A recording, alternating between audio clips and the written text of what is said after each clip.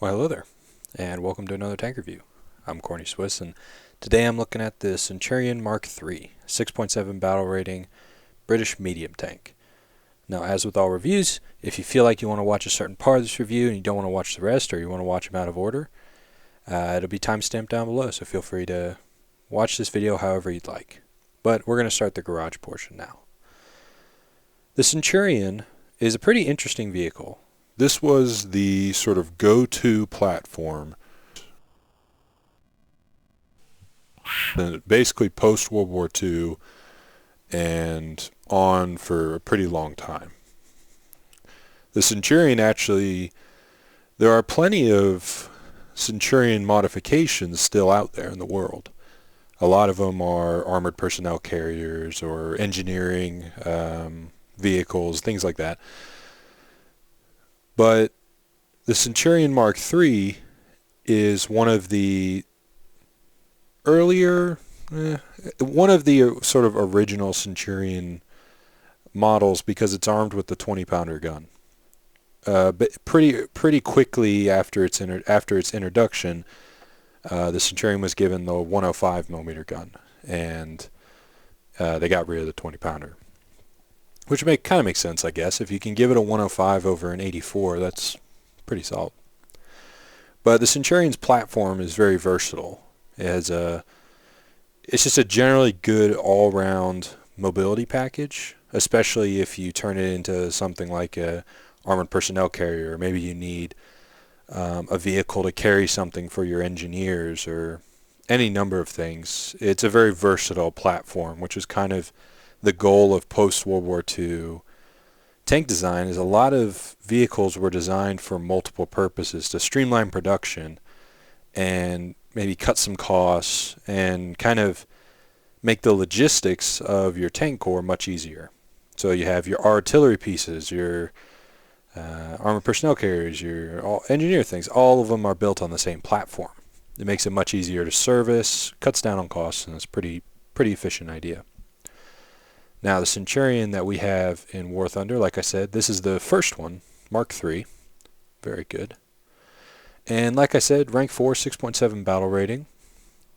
And I'm going to point this out before I talk too much about the tank. The 6.7 battle rating I really like for the British. Caernarvon, Tortoise, Centurion Mark III. I like that lineup. Pretty good. Add a sneaky charioteer in there. I don't really have a plane to match with it. I just have a bowfighter right now. Probably could do something better than that, but whatever. I'm just so bad at planes that I think I should just throw an extra tank in there because if I have to fly a plane for our team to win, yeah, you know what? Just go ahead and park in front of the enemy's guns. That's a quicker way to the inevitable outcome. But Centurion, 50.8 ton tank, 574 horsepower at 2550 RPM, max speed 35 kilometers an hour, maximum inclination 41 degrees, visibility 119%. So, what does all this tell us? Centurion Mark III is actually a pretty big tank. For, a medium tank, thing's pretty big. Certainly not small. Now, it's important to note for this engine, I actually don't have the top engine unlocked yet. I'm getting there, but I don't have that yet. I imagine when I get that increases horsepower by 36 more horsepower, puts this up to 600 horsepower. You can probably get a little more over there with the with other upgrades. So mobility on this tank is plenty. It's not going to break any land speed records, but it's also not the slowest tank in the garage, and it can get around the battlefield just fine. The thing to remember about this, though, is, like I said, this is a very large tank. For comparison, yeah, because, I don't know, I have modifications unlocked for it. Okay, let's just throw it on a crew here at this one, whatever. Unless I'm missing something, but I don't think I am. So, there we go, T-44. 6.3 battle rating, so slightly lower. But look how small it is. And then for comparison, look how big the Centurion is. Centurion's a big tank. Basically the size of some heavy tanks. So that's something to keep in mind. It's not going to have the low profile sneakiness, but it does have a taller profile, which means that there is some cover you can go hold down on and take advantage of. But then there's also some cover that you can't go hold down behind because you're too tall and the enemy can still hit your hull. And going hull down is a good idea in this thing. We'll look at that right now. So armor on the Centurion. Well, kind of what you'd expect, I think, for a hull armor on like a medium tank. 76.2 millimeters. It is sloped back, so you got like 130 millimeters in and about. 76.2 on the bottom, about 130 millimeters again. Sloped back at 58 degrees on the top, 47 on the bottom. It's good sloping, but that armor thickness is just not very good. There isn't... Usually, it's going to be very rare that they don't penetrate the front of your tank, which can be a little bit of an issue considering you have your entire ammo storage, it seems like, sitting in the front of the tank behind not much armor. You will note, however, there is no ammo in the turret. That's also important for this fact. Thickest armor on the tank is in the turret. You have this very base plate here, 270 millimeters. That's very strong. 152 right there, and then you have 152 on sort of the exterior face of the turret. You will note that this covers, you see where that covers, see where this covers. It does overlap quite well. And it is also important to note that this is kind of weirdly shaped. See, it has some curvature to it, so that's pretty nice. You have to hit it pretty plumb. For some reason, this turret does not get penetrated straight up. Like if you're looking at someone like this, I very rarely get killed because of the turret. Most of the time, if they knock me out, it's because I'm angled slightly down like this, and they blow me up through my roof of the turret. It's like, I'm kind of dipped down a little bit for whatever reason, and they get me that way. But when you look at the other profile parts of the turret, this side, 89 millimeters, but look at that sloping. Too much. Way too much sloping. So the turret is actually pretty safe. Being hull down in this tank is a pretty good idea. You basically eliminate, to me, you eliminate the ability of being knocked down in one hit. Obviously, if like a 122 millimeter shell, AP HE shell penetrates the top of your turret, you might get knocked out because it might just kill off your crew. But when you look at this thing, well, your driver is actually pretty safe from a turret penetration. These three guys are kind of hosed. But, your gun, your turret ring, these three guys, they're pretty toast. But this ammo, basically all the ammo, and the driver are okay. So it's actually, the turret is maybe not the best place to shoot if you're trying to knock this thing out in one hit. One, it's the best armor, but also the things that detonate the tank, ammo, fuel, things like that, they're all below the turret line, which is fairly important. And I think that's part of what maybe makes me like this tank a little more than others, that there's no ammo in the turret. But if you get a frontal hull penetration, usually you get kind of toasted. So that's a little bit of a problem. But armor, back to the armor. You have these side skirts, 6 millimeters. In there, somewhere you have a hull, 50.8 millimeters. Side of the turret, 89. 89 millimeters is not a lot, but why would you shoot there when you have, the equivalent of about 60-something millimeters of armor? Granted, it's spaced. But, sorry, I keep brushing my mic there because it's relatively close to my mouth, but I hope that's not too bothersome. Rear of the tank, 38 millimeters, whatever, 89 millimeters on the turret. Basically anything, if you can shoot this thing anywhere in the hull, it's going to explode. It's going to be fireworks. It's going to be great. But the turret is a more difficult target. From the sides, it's, it's normal, whatever.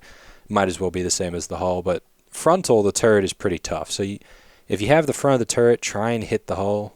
You can still shoot the front of the turret, but your chance of success is relatively low in my experience.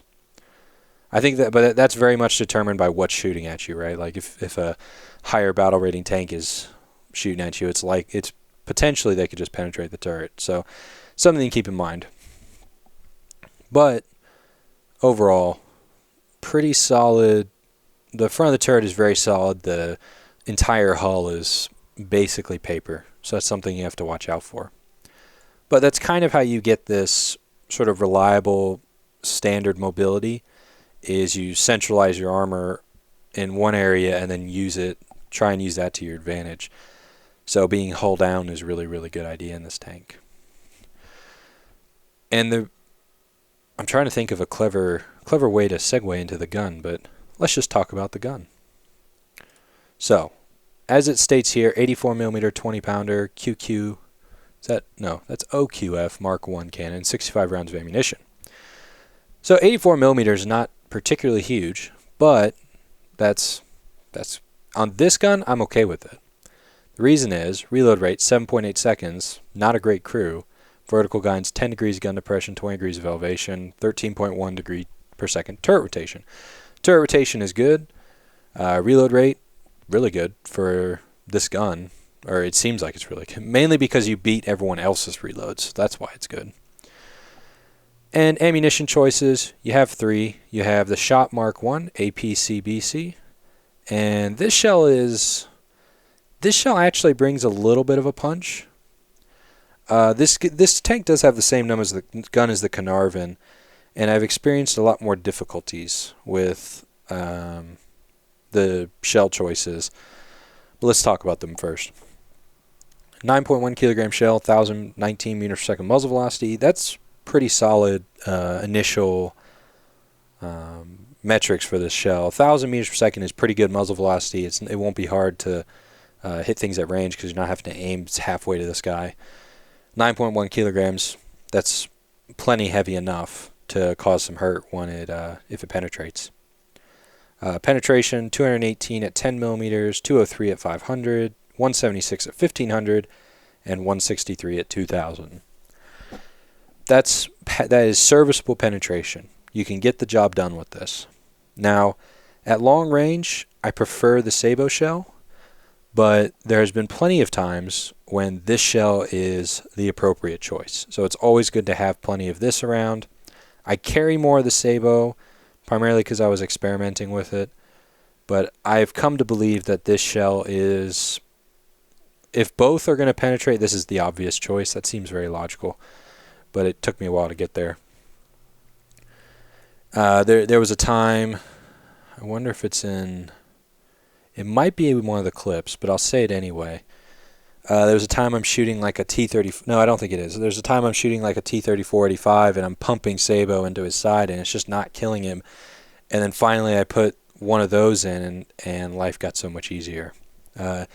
You really have to, this is a tank where switching between the ammunition I think is critical because, obviously penetration causes the most damage. So if this won't penetrate, you want to use this. And this shell can penetrate just about every armor surface you'll run into. You'll note that I do have some trouble with an IS-3, but that's more due to the IS-3's space armor in general, just sort of troll aura that it projects. But this Sabo shell, 4 kilogram shell, 1430 meters per second muzzle velocity. It's a laser pointer, kind of what you expect from these Sabo shells. And it's very, very, I really like using it at long range because you can very easily get the gun on target, which is pretty critical because the lines are so close together, right? Penetration, 285 millimeters at 10 meters, 262 at 500, 218 at 1500, 198 at 2000. The shell usually will penetrate just about everything you shoot at. The times it doesn't is when they have angled or spaced armor, things like that. Things that were difficult to penetrate in the beginning. But, for example, if you hit the face of a Tiger II, the face of the turret, this thing's probably going to penetrate. You have the penetration to do it out past 2,000 meters, so that's pretty sweet. This is the shell I use when... It's actually interesting. When I look at the team list and I don't think I'm sort of top battle rating spread, I'll just immediately switch to Sabo and use it until there's a situation I need just the AP. And when I'm in middle tier to top tier of the battle rating spread... Wait, did I just say that wrong? I use the Sabo when I'm bottom of the battle rating spread, just immediately, just default. And then I use the AP shell when I'm the medium to top of the battle rating spread, and then switch to Sabo if it becomes necessary. Maps like Kursk, I just immediately start with Sabo just because those long-range engagements, the initial shots I think are relatively critical. So I find it important just to get the first couple penetrations, start peppering them, and maybe hold them back while we take the cap or something like that. I think that's valuable. So stuff to think about. This HE shell, don't bother. I seem to say this a lot about HE shells, but the truth is that they're only really effective against like open-top vehicles, which there are some of now, with like the Dicker Max and the Nashorn being added and all those AAA trucks. But the point is that I don't think if it came down to I knew I was going to use every shell in my tank, I would never load any HE. I would load AP and Sabo. I just don't think they're useful at sub a certain caliber.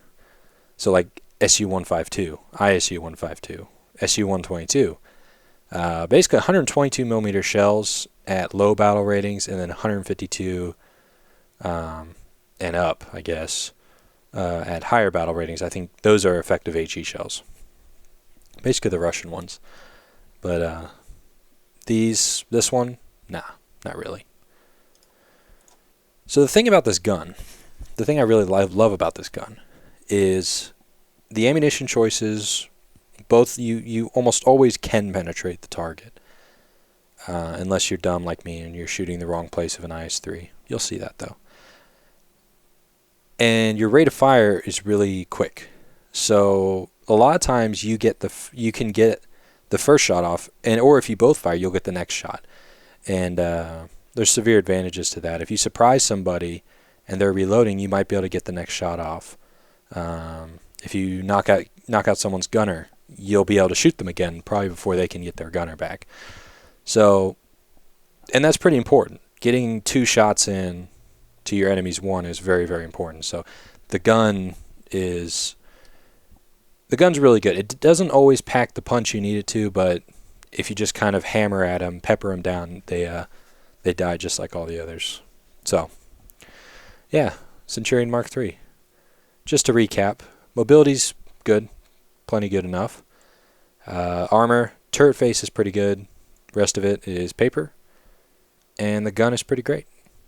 So, without further ado, let's watch some replay, shall we? So, this battle was played on Kursk. And Kursk, like a few other maps, was changed in the most recent patch. And I actually have a clip I want to show specifically talking about this. Also, something else I've started experimenting with is the range finding tool. And I finally keybound it. You just go into options and find it and keybind it. I keybound it to R so that when I hit R, it starts trying to tell me how far away things are. It's limited to like 600 something meters, but I don't know. I'm trying it right here. It's probably going to come back saying greater than 664, I think. 640, yeah. I'm still experimenting with it. I know someone asked me about the sight controls, and I talked about it. It's under... I actually went and looked myself when I was looking at the range finding stuff too, and I couldn't actually see it. I couldn't find it anymore. It's under options. I think they might have changed the name of it and maybe how it works. I'll do my best to kind of look into that, because I think they changed the name, or else it's not as obvious as it once was. But I'll get back to you on that. I did read that message, and I'll respond to it as soon as I can, as soon as I know. But there you go. At the beginning of this battle, on New Kursk, I'm kind of engaging in sort of a sniper duel. And the rate of fire of this tank really helps out in these types of engagements. It doesn't help when you get tracked. And I think those are Tiger 2s that are hammering the sides of my tank, and I'm using my tracks to hopefully eat up some shells. Something I didn't talk about is that the Centurion's tracks, like a lot of British tanks, are actually kind of large. Partly because the tank's so tall, but can be beneficial to angle a little bit just to maybe increase the chance that those tracks get hit. And I actually really am struggling to see this guy. I'm kind of trying to walk my shells in. But, I mean, he's... A Tiger 2 at this range is always kind of tough. I don't know how he missed me with that one. That was unfortunate. I felt like I think that must have hit like the ground or something. But I really want to get one through his lower plate. So I actually did take the hit there off my my gun mantlet. At this range, I think the gun mantlet is serviceable, is great, is good. The problem is my hull's very exposed. So if he's able to get a shell onto my hull, that'll be a problem for me. I also did take a hit in the side. Didn't penetrate, didn't do anything. Oop, there goes more tracks. And that guy just got bombed. But someone did just shoot me, and I don't think it was him. And I know there is someone off to my right. The problem is I just don't know where they are. This is, again, one of these times where the sun's coming into your face. It can be difficult to identify targets.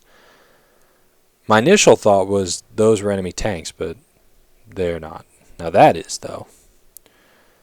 And it's a little trick you can do. Your binoculars actually have a higher viewpoint than your gun sight. So I'm sure a lot of people know about it, but you can use your binoculars and then hit the trigger, and it'll move your turret to where you're pointing at with your binoculars, and then you switch to your gun sight and kind of adjust for elevation, for range, and then fire the gun. And a lot of times you can get shells on target even though you can't necessarily see the target because you've used your binos and your gun sight and that relative position and range estimations to get your gun on target.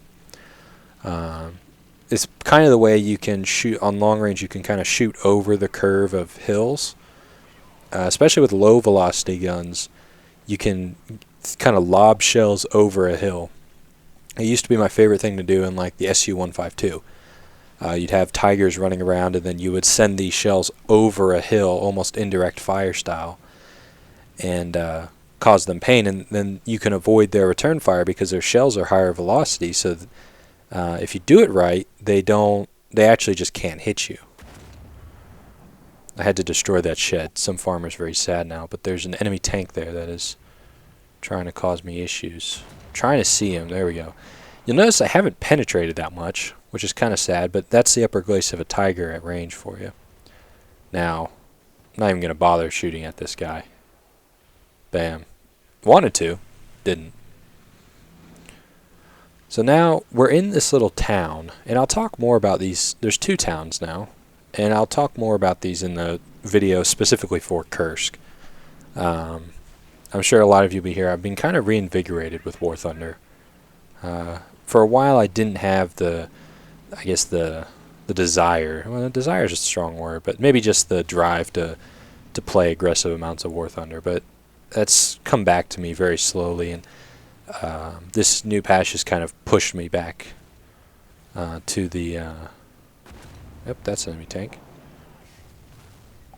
Now, I just took a pretty solid hit from a T-44 right there, and I would love to shoot him again. I'm backing up so I can get back below the hill line so he can only maybe see my turret, and he won't be able to...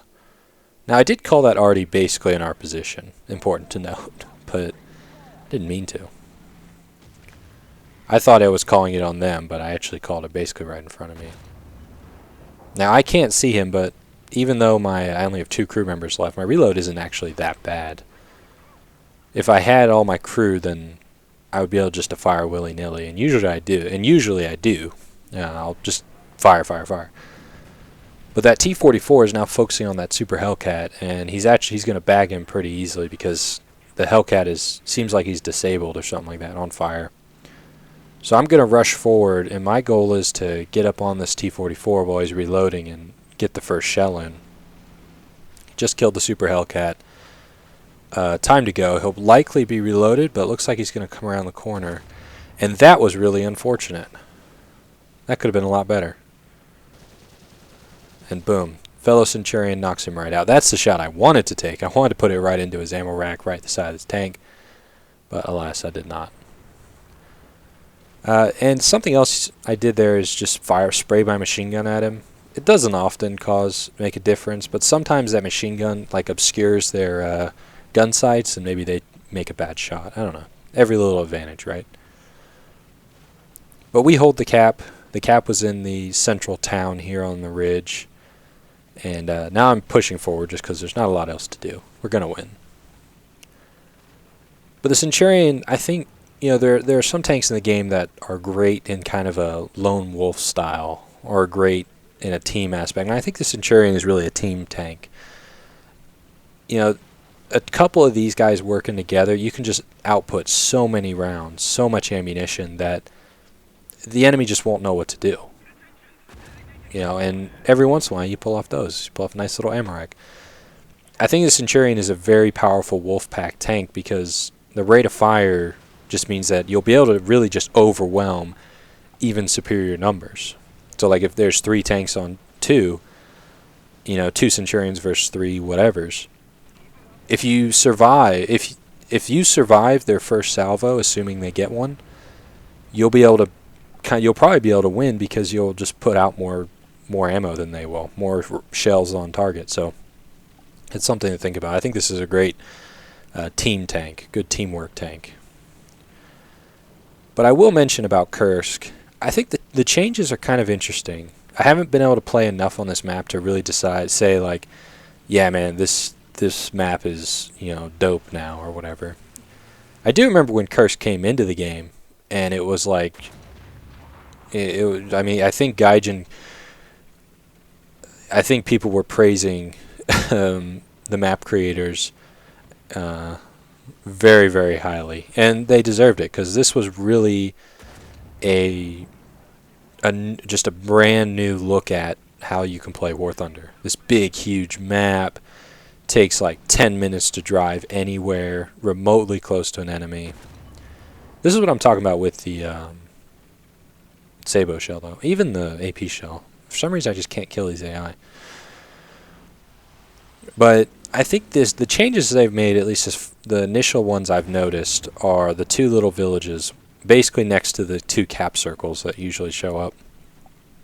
I think it's nice because it gives tanks a place to go when the game is devolving into the inevitable sniping spree. So if you can take those little towns, you got hard cover, and a lot of times you'll probably be able to win. But I don't know, more experimentation needed. I'll discuss it more in my next video. But anyway, let's move on to the next clip, shall we? So here we are on the Finland map, if I'm not mistaken. It's a single cap map off on the, whatever it is, eastern side of the map. Sorry, I forgot my directions for a while. And see, my recording software was behaving so well up until this point, where now my image is frozen. But it's still going because I can hear it. We will survive. But my goal in this map, my initial goal was I want to provide cover support because I figured that the Russian team would be rushing. The Russian team would be rushing. Bad pun central. To the cap circle, and we might be able to just kill them in the open ground. But it's actually our team that gets there first, which I found rather interesting. Now, please ignore my poor life choices in coming to this little area. I thought I could go around this corner and drop down if I couldn't see over this. I can't see over this, and I can't drop down. The plan is ruined. Bail. Time to bail. Good thing we have pretty decent little turning mobility here. We're capping the zone, and now, since it doesn't seem like they made an aggressive push down towards the zone, I want to get down there and help hold it, kind of get in those buildings. It does leave me open to like long range fire from like the trees and the ridges, but the onus is on them. They have to come down and fight us. So if I can find solid cover behind a building or something, then should be in pretty good shape to win this battle. You can kind of see also how our team is laid out. We have some tanks off to my right who are on the other side of that little ridge, and we have a couple tanks down here around the cap. So we're in a pretty defensive position. The enemy, though, have moved up onto our flanks, so we're going to have to pay attention to the western part of the map. Something I've never really come to grips with is the whole idea of having a single cap on an extreme side of the map. I've always kind of felt like that encourages you to stay away from an entire 2/3 of the map, maybe. I don't know, maybe I always say you should, or I always think rather, that you should try and play the objective as well as kill enemy tanks. And if the cap is on one side of the map and you're on the other, you're not all that useful. And the enemy tanks are likely on the other side of the map anyway. So one would think that being over there is better. Now that's a T-44 of some make or model, since there's a few now. What was that? Is that a 100? That's a 122, is it not? That gun looks way too long. Actually, that might be an 85. Or whatever it is. 85, right? Just pumping shells into it. Enemy kills. Oh, it was a 122. There you go. Another tank I haven't played. But at some point a T-44 is a T-44. I think the T-44 100 is very interesting. Something I didn't like about the T-44 was the power of the gun. And I think a 100mm gun might be the sweet spot, because I think the 122 brings a lot of power, but the rate of fire is a little lower. And I think the 100mm with the correct ammunition types probably brings the same amount of pain. Because at some point, if you detonate the tank, you detonate the tank. Like, it doesn't matter if you did it with a 100mm shell or a 122mm shell. It's like, at some point you run into overkill. And I think 122mm guns sometimes are overkill, and 100mm guns are usually get the job done, and you don't have to sit around reloading for 6,000 years, which is always a nice thing. Now the enemy are capping, and there's an IS-3. Now IS-3 I've always found difficult. Now he is helping me by angling his tank like that. Aha! We have solved the puzzle of the IS-3. The shoulders of the tank are less angled than the Shuka, and the Shuka is the pike nose. So if you hit kind of the interior shoulder, I'm going to call it, kind of like where your, if you think about it on a person, like where your pec muscle connects to your shoulder, kind of kind of where your collarbone is, I guess, below that, where the muscle is. If you shoot the IS-3 there, you can really cause it some problems, especially when it's slightly angled, because that armor basically is flat, and that's really, really good. Now, but when it's facing at you, that's the whole Shuka thing working to its advantage. You have to try and be a little sneaky and come up with some different ways of doing it. But the IS-3's been a troll tank for some time now. And it's a tank that I've never really decided the most effective way to kill, but maybe I just need to play it a bunch and see how other people kill me. Because I think that's the biggest thing to do when you're trying to learn how to destroy a tank, is play that tank. See how you get knocked out. So if you're having a lot of trouble knocking out, let's say, a KV-1, which, granted, that's not an easy thing to do, roll out your KV-1, roll out the KVL-11, and see how other people do it. If you see that other people penetrate your unangled front plate a lot and knock you out that way, that's probably what it is. So I feel like you can learn a lot by playing that tank. So maybe that's the solution for me, is I just need to play the IS-3 a bunch and see how people knock me out, and then look for some correlation there. Now, I have noticed at this point that there are enemies behind us, which is awkward. I'm also going to notice very soon, there's a T-44 up there first off, but also a certain IS-3 is going to make an appearance, and we're going to see quite a lot of him. Now, the T-44 did just knock out the friendly, whatever the heck it was. Oh, T-44. First shell was a hit, but I hit the tracks and it kind of ricocheted. Bam, he put a shell into my tracks. I'm going to attribute that late little waggle back as kind of angling my armor to his shell and maybe making me slightly smaller target. Sabo into the ammo rack. That'll do it pretty nicely. Now we're off back towards the cap, because last time I checked there was a medium tank and potentially a heavy tank over here. And we're going to spot... Oop, just saw something fire over there. Pretty soon we're going to spot a certain heavy tank. There he is. Now tell me what was wrong with this shot. Oh, that's right. Side-spaced armor. I don't really know what the... Maybe people can tell me what would be the best shell there. The AP or the Sabo? I feel like the Sabo would get the job. Maybe the Sabo disintegrates on the side armor. And maybe the actual best shell would be the AP just because it's heavier. I mean, both have enough penetration. So I think the AP, I think right here, maybe against this IS-3, I should have been firing the AP shell. Maybe that shell would have been better as an AP. I don't know. That was a tough shell anyway, because he's angled and it's into the side armor. Yeah. I'm surprised this guy didn't turn around and just pop me one. Like, plot twist, I've shot at him 3 times, hit him twice, and he's done nothing about it. I just shot him again. Now, granted, I haven't caused him any pain, so, like, that's unfortunate. See if I can't sneak one into the top. No. Also, something else to learn from this horrible piece of tanking you're now watching. Shooting the engine would have been the best move. Setting him on fire, causing him problems like that. And I kind of get that memo right here. Bam, fire. We caused some damage. Thank the Lord.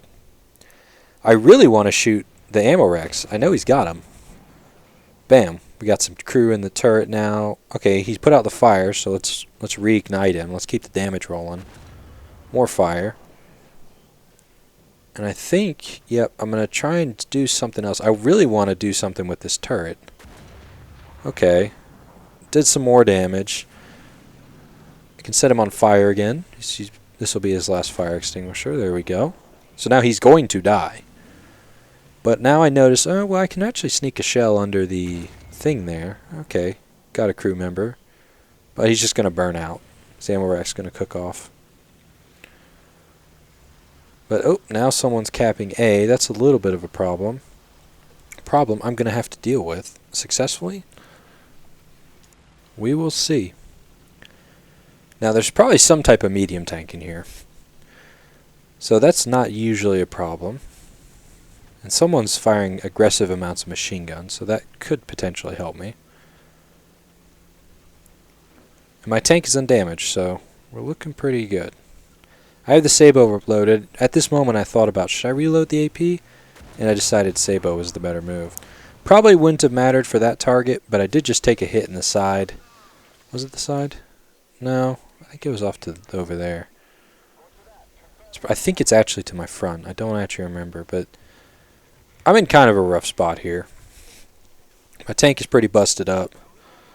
I have 1 crew member left. You know, he's hanging in there, but there's not going to be a lot I can do from this position. There's this whole thing about, you know, needing multiple crew to do multiple things in a tank, and there it is.